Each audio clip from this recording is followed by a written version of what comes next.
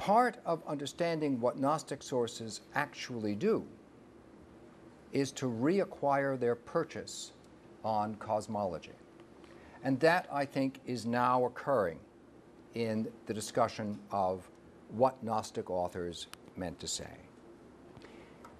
But the other way in which I refer to a new Gnosticism is a direct contradiction of a classic Gnostic postulate, namely the notion that matter inherently should be seen as being corrupt and often evil. And we can see this, I think, on page 2 in my quotation from David's work From God and Good, where the angels want to go another way at the moment of creation. Do not create, admonish the angel of light. There will be too much suffering. And so on through the litany of angels.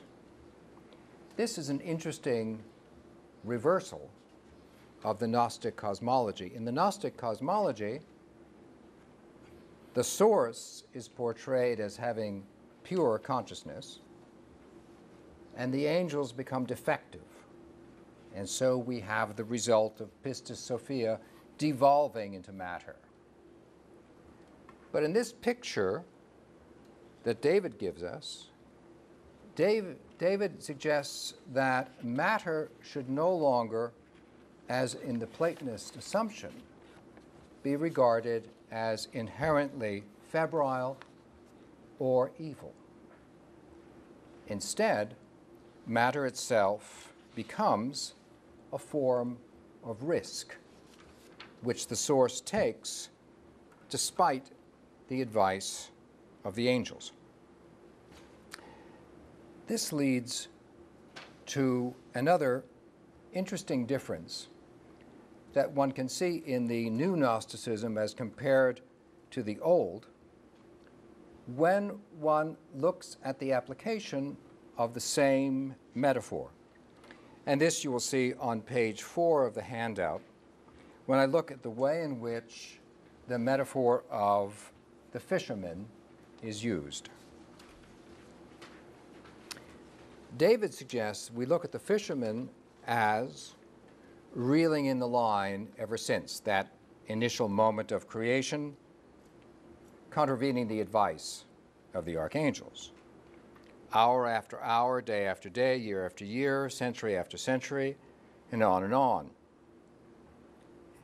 It was not easy reeling in an entire cosmos, even if you were the eternal metaphysical cosmic fisherman. Gospel according to Thomas, from Nag Hammadi, looks at the work of fishing in a different way. Son of Man is like a wise fisherman who cast his net into the sea and drew it up from the sea full of little fish. Among them, the fisherman found a fine, large fish. He threw all the little fish back into the sea and easily chose the large fish. He's only looking for certain resonances with his own identity. All others can be dispensed with. This is an example of what it means, it seems to me, to step away from the view of matter being inherently inferior and to considering the possibility that matter is actually an instrument of consciousness rather than inherently antipathetic to it. I'd like to take this opportunity to thank especially our presenters for coming today.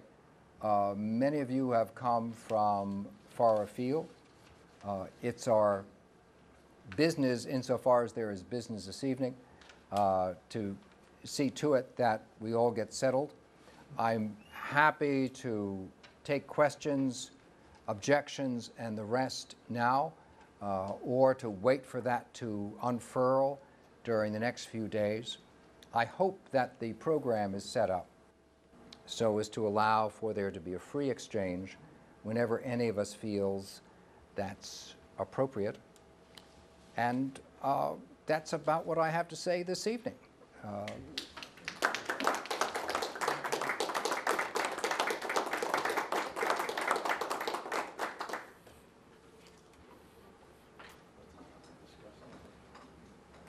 Gary, have I omitted something? No. Gary is my co-chair, and so he... It's a delight to have you all with us. Now, are you taking questions now, Bruce, or shall we? Do you feel like it, Gary? I think that we have dinner for the presenters at 7. I think that was our agreement, right?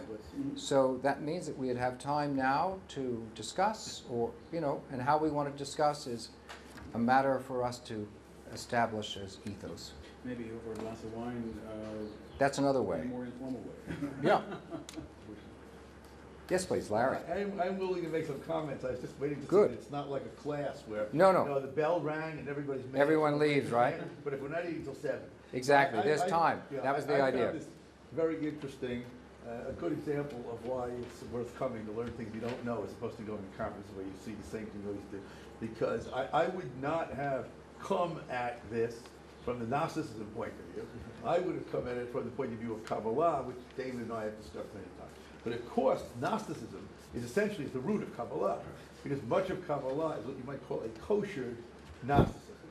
It's not our subject today, but I was very happy, but of course I knew that I would hear this from some of your other work, you know, with the reasonable view of these Gnostic texts and not all this idiocy that we hear in the press. But we'll pass over that because I'm sure that's not really relevant today. But what I wanted to say is that I still noted down the fact that it seems to me that some of, when you read the paragraph, and let's make believe that David Warren's here, right? You can analyze someone's thought when they're not here. It's somewhat different than he can answer you. Tell you, well, this is how I thought of it, not that way. But we'll leave that aside for that. We're just readers. So in the short outline which you gave, right? So it seems that maybe this is what you're trying to say, and I'm just saying it to myself better, not to anyone else because they understood you. That whereas in the Gnostic system, this situation of essentially emanation results in a negative result, in a failure, which is similar to the breaking of the vessels in Kabbalah. It results in David's system in a success. Okay? And this gets to something that I always ask myself about the Lurianic Kabbalah, which is, I guess, the best example of a later Jewish semi-Gnosticism mixed with Neoplatonism, et cetera, et cetera. And the question that I always couldn't figure out is, why would God set up a situation in which the vessels would break? Because as opposed to in your situation, in which it's an emanation who goofs up, okay, you can answer it's also an emanation in Kabbalah, because it's once you get to create the world, it's not the direct, okay. But still, it seems to me that what David is saying, what Kabbalah says, is that it is an intentional situation in a certain sense, that the story has to work out this way because we need this thing, which differs very differently from this mess of junky, moist, whatever it is, right? Which seems to be an unsuccessful pregnancy, as you said, or no, as the text there said, right? So that's the first comment that I have. The second comment I have is about this time thing, and I haven't really thought this out at all, really. But there's a big irony in a certain sense that I was mentioning in the discussion before that just the day before, 2 days ago, I had a whole long conversation with my wife about the Big Bang Theory. Because people quote the Big Bang Theory as the proof that really the basic essence of Genesis, of creatio ex nihilo, is true. And of course, in the Big Bang Theory, it isn't exactly the same. And this time thing comes in there. But I think the notion of Genesis also is, never mind for a moment Augustine who says this, but I think the notion of Genesis is that there is, that what we call time is irrelevant until there's a creation. And that seems to be very clear, because first you got to stick up the bodies, the heavenly bodies, before you can know what time is. So it seems to me that that is also right there in Genesis, and we'll call it the myth for a moment, right? Genesis, right? That meaning the myth, the good sense, right? That there's no time beforehand. And it seems to me that the whole religious tradition has never been bothered by the thing that Hawkins says and all this kind of thing. Now, what do you mean? There couldn't be a God because he couldn't exist as there is no time, because there is no time, so he couldn't have existed before creation. And somehow or another that doesn't seem to bother us because we assume that God is beyond time, and therefore you can't even measure it that way. So what are you talking about? So anyhow, there's a long set of comments, but I hope that it's helpful in some way, because it really got me thinking in a different direction, right, than, you know, previously on this topic. Thank you, Larry. Just to reply briefly, then I do want to come to Peter. On the issue of the Kabbalah, I agree with you that it is, on the whole, more accurate to say that Kabbalah is a version of Gnosticism than the reverse, especially Lurianic Kabbalah.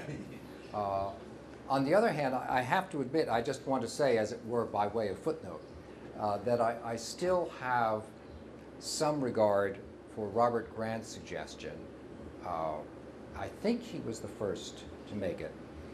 David Flusser made it as well, but I think Robert Grant was there first, that one possible root of Gnosticism was itself Merkabah mysticism, one of the roots of the Kabbalah. But that's a nicety. On the issue of time, what I find most fascinating about Augustine's approach is, first of all, that he is establishing that from the 5th century, you have a view of time which is completely unlike anything that has to do with the creationist debate of the moment. Right. As it happens next spring, I'm teaching a course on evolution with our professor of biology. And our purpose is to set side by side scientific and theological understandings in their time and to talk about their relationship. And I've been astounded at the way in which Augustine's understanding of simultaneity in creation has, in recent discussion, been entirely eclipsed. And you might understand that as being the result of ideology triumphing entirely over knowledge, or of there being an actual reconfiguration of the way in which Christians are approaching this text. Because I think that Augustine and Origen and Jerome, Jerome is actively speaking with rabbinic interlocutors when he interprets Genesis 1. I would tend to agree that the attempt of the interpreters is to construct a view of what it means to live without time at that moment. It may not resolve any questions in itself, but I think that is their attempt. Professor Atkins. Sorry, if I can say two things. I think there are two wonderful things about this particular meeting. One is that we're confronted with different approaches to seriously important questions. Another is the danger of oil meeting water. And let me expand on that just a moment. I think it was fascinating to listen to you talking about people's attitudes to a cultural presence, as it were. But it was no more than that. It was simply an exposition of how people thought in the past in response to the great intellects of the past. It seems to be the role of some of us here who are hard-nosed to various degrees of, on Moore's scale of hardness, to listen to your arguments, to say that on the whole we thought it was nonsense, and that it's our role to try to prize out what we see as the insights and elucidations and comprehensions that science can bring to the kind of problems that even concern us. I think, in a word, everything that has been said by you this evening, although fascinating at an intellectual level, has no relevance whatsoever to an understanding of the nature of the world. Philosophy, historical philosophy, and its obscurantist cousin, theology, really has confused matters. And I think what you have to do is to sit back and let the scientists tell you what the truth is, and try to let you incorporate that into your worldview. So, philosophy in the past has been a complete waste of time. and it's up to us, up to we, whichever the grammar is, scientists, to put you right. But maybe the pleasure of this meeting will be to put you on the right path to understanding in the future.